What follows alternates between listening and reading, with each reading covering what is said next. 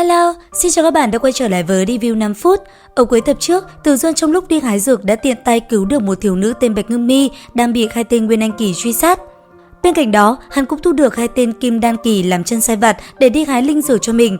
Sau khi giao việc cho hai người kia, Từ Dương lúc này mới có thời gian đi đến trước mặt thiếu nữ vừa cứu. Bạch Ngưng Mi ở phía đối diện vội đứng dậy cúi đầu cảm tạ ơn cứu mạng. Lúc này, Từ Dương đã có chút nghi hoặc, hắn phát hiện cô gái này thực lực cũng là Nguyên Anh Kỳ, sao lại bị truy sát đến nước này. Bạch Ngưng Mi không che giấu được bị thương, nàng sợ hãi lên tiếng. Đám người kia là tay sai của tổ chức sát thủ, bọn chúng lạm sát người vô tội, cả nhà ta đều bị chúng kia sát hại. Quả đúng như dự đoán của Từ Dương, nghe đến đây hắn không tiếp tục hỏi nữa mà quay người rời đi. Trước khi đi không quên nói với Bạch Ngưng Mi, đám người kia đã được giải quyết, cô có thể rời đi hoặc theo ta hái dược. Chứng kiến sức mạnh của Từ Dương, trong lòng Bạch Ngưng Mi không khỏi cảm khái, nếu hắn có thể giúp gia tộc mình báo thù thì tốt biết mấy. Dĩ nhiên lựa chọn của nàng là đi theo Từ Dương và Ngư Tam Nương. Tiến vào sâu bên trong, Từ Dương phát hiện ra khí tức của một loại ma thú đặc thù, máu của nó có thể luyện chế ra đan dược mà hắn cần. Sau khi giải quyết hai con ma thú kia xong, đang định rời đi thì có một đám người xuất hiện ngăn cản. Lúc này, mắt Bạch Ngưng Mi nổi lên những tia máu, có thể thấy nàng căm hận bọn chúng vô cùng. Người vừa tới là Lý Thái, hắn được phái đi truy sát Bạch Ngưng Mi và người đã lấy mạng hai huynh đệ Nguyên Anh Kỳ của mình. Nhìn thấy nữ nhân trước mắt mình đều oán hận, Lý Thái gắt gỏng quát: Bạch Ngưng Mi, không ngờ ngươi có thể may mắn sống sót, nhưng cũng chỉ tới đây thôi, hôm nay sẽ là ngày giỗ của ngươi. Vừa nói hắn lướt mắt qua nhìn Từ Dương, dù sao cũng là luyện khí kỳ, hắn cũng không để Từ Dương bảo mắt. Tuy nhiên, thấy Bạch Ngưng Mi đứng sau lưng hắn và quyết định hôm nay sẽ không cho một ai thoát khỏi nơi này. Từ Dương vốn không muốn dính vào phiền phức, dù sao chuyện này thật sự không có quan hệ gì với hắn. Bởi vậy, hắn chạy qua phía Bạch Ngưng Mi lạnh lùng lên tiếng: "Đây vốn là chuyện của cô nên tự mình giải quyết."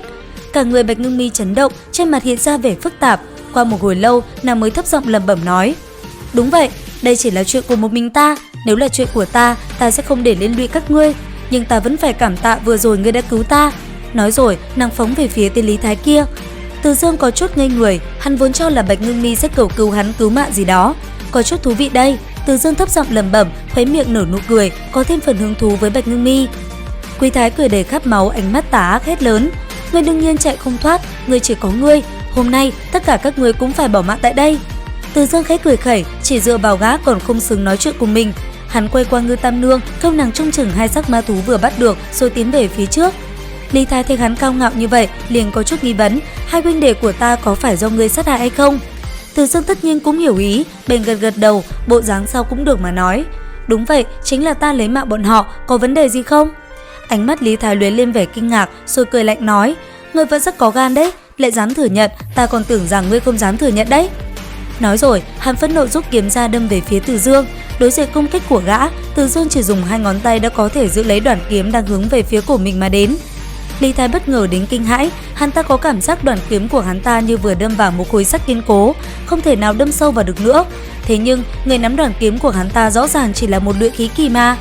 Bỗng nhiên, hắn ta hoảng sợ nhìn thẳng Từ Dương nói: "Ngươi không phải luyện khí kỳ." Từ Dương cười nhạo một tiếng, tay bóp chặt một cái, đoạn kiếm liền hóa thành một mịn. Lúc này, Y Từ Tốn mở miệng: "Ngươi nói sai rồi, ta chỉ là luyện khí kỳ mà thôi." Từ Dương dứt lời, tung ra một cước, Lý Thái nháy mắt bị bắn ra xa chục mét, một giây sau cả người hắn va vào khối đá lớn rồi trực tiếp mất mạng. Những người còn lại vốn định xông lên, nhưng kiếm trên tay bỗng dưng vỡ nát, cả người dường như trong khoảnh khắc đều bất động. Rất rõ ràng, nếu Từ Dương muốn lấy mạng bọn họ thì cũng chỉ trong phút mốt ý niệm của hắn mà thôi. Sự sợ hãi trong lòng bọn chúng dâng lên đến đỉnh điểm. Tuy nhiên, Từ Dương vẫn chừa cho bọn họ một con đường sống, dù sao đám tôi tớ cũng chỉ làm theo lệnh mà thôi. Sau khi đám người kia rời đi, Bạch Ngưng Mi quỳ mạnh xuống đất, không ngừng dập đầu. Ân cứu mạng này nếu bắt nàng lấy thân báo đáp cũng cam lòng. Từ Dương có chút khó xử, bảo nàng đứng dậy rồi tiếp tục đi tìm linh dược trong rừng sâu. Đến đây thì cũng hết tầm 16 luyện khí 10 vạn năm.